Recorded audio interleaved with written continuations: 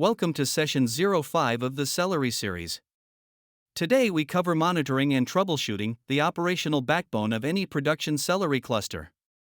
We will look at Flower for real-time visibility, Prometheus for alerting, and standardized procedures for the most common failures. Flower provides a powerful real-time web dashboard for celery workers and tasks. In addition to the UI, Flower exposes worker metrics in Prometheus format through the metrics endpoint. Two critical metrics to alert on are task runtime, which can detect hangs or database contention, and prefetch time, which measures how long a task waits in the worker's internal queue before processing.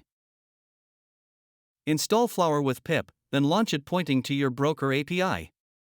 On the Prometheus side, add a scrape job targeting the Flower host and the metrics path. This single configuration gives you continuous metrics collection from every celery worker in your cluster. Define Prometheus alert rules on the two critical Flower metrics. Fire a warning when average task runtime for a queue exceeds 30 seconds, which suggests database contention or stuck tasks. Also alert when prefetch time exceeds 60 seconds, meaning tasks are queuing up faster than workers can process them. When a task stays pending indefinitely, follow a three-step diagnosis. First, check whether the task has ignore result enabled, which skips recording completion state entirely. Second, look for ghost workers. Old worker processes that survived an incomplete deployment still pull tasks but lack the result backend configuration.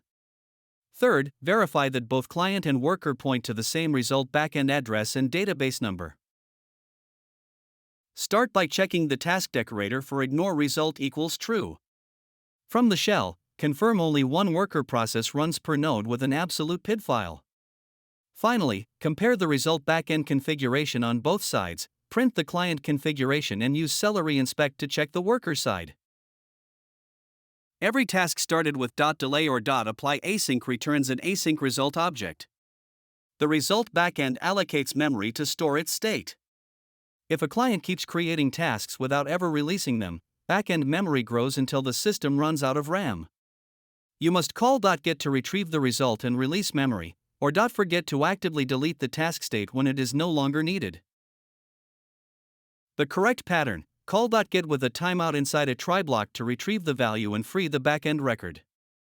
In the finally block, call .forget as an explicit safety net.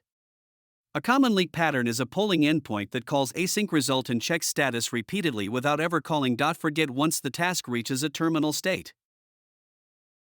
We have explored Flower and Prometheus monitoring, alert rules for runtime and prefetch time, the three-step pending diagnosis procedure, ghost worker detection, result backend configuration verification, and proper async result cleanup to prevent memory leaks.